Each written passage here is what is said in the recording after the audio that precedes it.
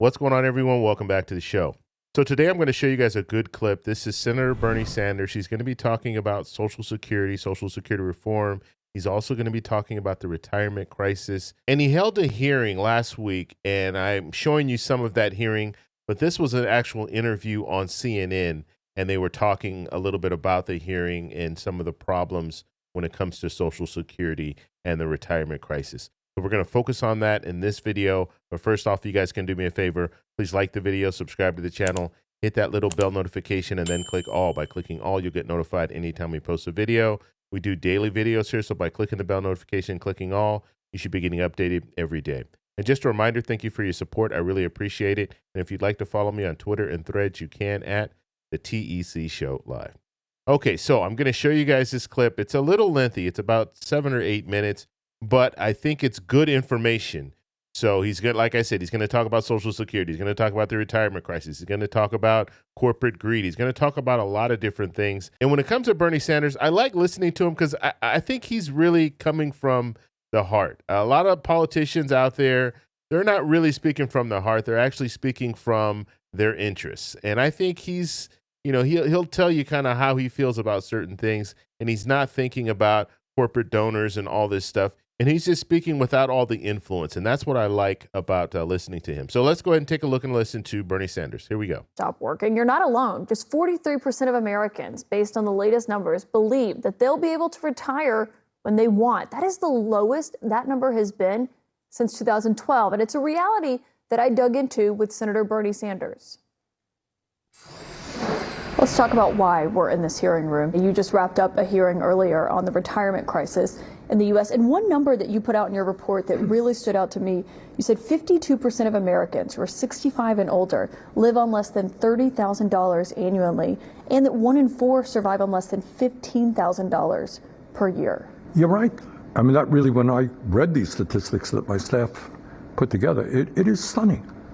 And Caitlin, if you put that within the context of the richest country in the history of the world, and at a time when the people on top have never, ever done better, when 3 people own more wealth than the bottom half of American society, I hope we all conclude that we can do a lot better for seniors than we are currently doing. Is it a point where retirement is a bit of a luxury in the United States? Well, one of the witnesses you may have seen this morning was a woman who is with the United Automobile, where she's an auto worker. And she described the difference in her situation today as somebody who currently has no pension with her grandparents who did have a pension. Now, what we used to have in this country is a defined benefit pension system, which was pretty prevalent. In other words, you worked for your company for a certain number of years, and you knew that when you retired, there would be a certain sum of money coming into your bank account every single month. By and large, that is gone. So in my view, we've got to do 2 things. At a time when corporations are enjoying record-breaking profits, we got to say to them, you know what, you got to establish a defined benefit pension plan for your workers. There are various ways that you can do it. That's number 1. Number 2, we got to deal with Social Security. For many, many Americans, especially lower income, working class Americans, the Social Security benefits that they're getting today are inadequate. So what do we have to do? We got to do something very simple. Right now, you make $1.6 million a year. I make $160,000 a year. Guess who pays more in Social Security taxes? We pay the same. You pay the same. Because there is a ceiling on what you can pay. And to be clear, that's not my salary. You're just using a hypothetical. No, I don't want people going crazy when they watch this. But on that note, Senator Cassidy, who was in here, he said that's an outdated model. He talked about, obviously now we've shifted to where, it's the responsibility is more on the employee than the employer. Yeah, no kidding. But on Social Security, it is set to become insolvent soon. And it seems like everyone understands that, but no one really wants to address it because of the political pitfalls. What is the realistic way to handle it? Caitlin. And this is a key here. Lawmakers do not want to address this issue because they know ultimately they're going to have to raise the payroll contribution, which means raise taxes on either the wealthy or raise taxes across the board for people who are currently working and paying into that payroll contribution. That's the bottom line. That's why lawmakers don't want to touch this. Some lawmakers will tell you like it is. Senator Bernie Sanders is telling you like it is. people are going to need to contribute more in order to save Social Security, or at least save the trust fund.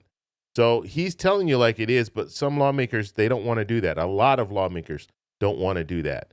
And that's the tragedy when it comes to Social Security. When we get enough lawmakers that have a backbone, that are true leaders, that will come out and say, look, we're going to have to make some tough decisions. And this is one decision where we're going to have to raise the payroll contribution so everyone will be able to get Social Security when they retire. It's not a political pitfall. The rich get richer. The rich have lobbyists all over Washington, D.C.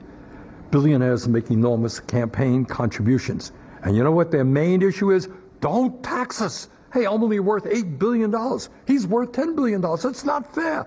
Don't tax me anymore. So the result of that is a taxi cab driver has an effective tax rate which is higher than billionaires. So of course they don't want, this is a class issue. Of course the rich don't want to pay more in taxes, most of them. There are some who are willing to do it. But you tell me, if it makes any sense to you when we're struggling to make Social Security solvent, that you got billionaires who pay the same amount into the Social Security Trust Fund as somebody making $168,000. Makes no sense. But, you have people who work for the rich and not for their constituents. And that's why we are where we are. One idea we hear from Republicans, especially in the Republican primary race, was this idea of raising the retirement age. Brilliant idea. Yes, it is. Yes, we got people, 87-year-olds, packing groceries at a supermarket. Really? People have worked hard their whole lives. This is the richest country in the history of the world. Raise the retirement age? Cut benefits? I don't think so. The alternative approach, which makes eminent sense to me and the vast majority of the American people, is demand that the people on top finally stop paying their fair share of taxes so we can expand benefits. Do not raise the retirement age. That is cruel. I mean, to tell people who worked like that woman in a factory, for a whole life that she's got to work 2 or 3 more years, I don't think so. On this issue overall, one thing that stood out from the hearing is just listening to people's financial situations and what people are going through. And one thing we often hear from the White House is that, despite how people are feeling, the economy is doing better, their lives are improving since Biden took office. But what happens when people don't feel that way? Oh, it's a very good question. So there are 2 realities here. Number one, unemployment is low. You want to get a job in most states, you can go out and get a job. That's a pretty good thing. We are rebuilding American manufacturing, creating manufacturing jobs. That is a good thing. So in a lot of ways, the economy, in fact, is doing well. But there is another reality. This is an astounding fact. Over the last 50 years, 50 years, despite a huge increase in worker productivity and technology, the average American worker today, in real inflation accounted for dollars, is earning less than he or she did 50 years ago. That is insane. There's been a massive transfer of wealth from the working class to the top 1%. Now, we don't talk about that much on TV, and we don't talk about it much in Congress. But that is the reality. We're a rich country, but almost all of the wealth is going to the people on top. 60% Americans are working paycheck to paycheck.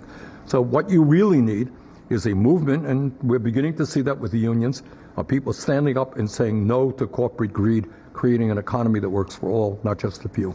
We've seen the unions, the UAW, you mentioned a worker who was here at your hearing. They've endorsed President Biden come November. We talked about his issues with Arab Americans, but he's also facing issues with other groups as well that brought him to the White House. Do you think he can hold together a winning coalition come November? I think so, but it depends on the nature of the campaign that he runs. I would hope that he says to the American people, look, we have accomplished a lot. There's a lot that he should be very proud of. We forget, Caitlin, 3 years ago, in the midst of the terrible COVID pandemic, unemployment soared, the economy virtually collapsed. Thousands of people were dying every day. Everybody was scared to death about this terrible disease. We came out of that economic downturn a lot faster than the economists thought we would because we passed the American Rescue Plan. So he has, I think, a lot to talk about, but he has also got to recognize that over the last many, many decades, we have seen a growing gap between the very rich and everybody else. Corporate profits are soaring. Elderly people are living in poverty. So what he needs to do is say it, make it very clear He is going to stand with the working class of this country around an agenda that works for everybody, not just the people on top. Is he doing that enough right now, No. in your view? He's not. I mean, there are things that I think can be done. I think you have to say very loudly and clearly, and he does, but not quite as strongly as I would like. You got Republicans right here in this room who want to repeal the estate tax, which applies to the top 1/10 of 1%. Want to give massive, over a period of years, trillions of dollars in tax breaks to the top 1/10 of 1%, and then they want to cut back on programs for the working class and the elderly. Does that make any sense to me? He's got to take them to task and stand up and make it clear that if Trump and Republicans gain control of the Congress, the rich are going to do very, very well. Working people are going to be hurting. Maybe we'll see that at the State of the Union next week. Let's talk about you in November. Me? You have not announced what you plan to do. Are you going to run for re-election? Well, that's between me and the people of the state of Vermont, and I'll make that at the appropriate time, make that decision. Do you think you'll make it before May, your filing deadline? I guess so. Okay, well, hopefully you'll come back here on The Source and tell us. Okay, so that was Bernie Sanders. Let me know in the comments below what you think about some of the things that he talked about. Now, one of the interesting things is he was talking about the 52% of seniors who are living on $30,000 or less. And I mean, just think of this, $30,000 or less. It's very hard to live on $30,000. Just, I mean, especially if you're in a major city, it's probably impossible to live on $30,000. And so there's clearly an issue here. There's clearly a problem that needs to be addressed. And that's why I keep talking about Social Security reform. I keep talking about expanding Social Security, because this needs to happen. Because we have to look at it like this. And this is, we're not, you know, I've had debates with people before just talking about, you know, the wealthy versus the middle class, the working class, and the poor. The more money that we see on the top end, the less money the middle class, the working class, and the poor will have. That's how it works. So if you have this income inequality and you have these wealthy people getting richer, so as they gain more wealth, it makes us poor, makes us all poor. And especially if you're in a situation where you are on a fixed income, you are retired, you don't have the same luxury of saying, oh, you know what, I'll just get a second job, or I'll start working. Or, I mean, not everyone has that luxury. And so some of these benefits that you have when you're working, you're not going to have those same benefits when you retire, and especially when you get to an age where you can no longer physically work. And so as we watch the wealthy people get more and more money, we know by them getting wealthier, it's going to mean that we're going to struggle even more. And so that's one of the key things that I think he was trying to let us know about. And we should be focused on this anyway. But you have people out there right now that are asking that question or making the statement of, why would we give a $200 raise to people receiving Social Security? Why should we do that? When we're looking at millionaires, multimillionaires, and billionaires that are making record profits and refusing to pay when it comes to the payroll contribution, refusing to pay. That's why there's that ceiling there. It's because they're saying we don't want to pay anymore. Once we get to $168,600, we no longer want to pay into the system. And lawmakers listen to them. Why? Because these same millionaires and billionaires are funding their campaigns. And so instead of these lawmakers representing the American people, they're representing a select few of the American people. And the rest, they don't get a say in the matter. So I want to know what you guys think, so let me know in the comments below. If you like this video, please give me a thumbs up. Please subscribe for more, and I'll talk to you in the next one. Bye.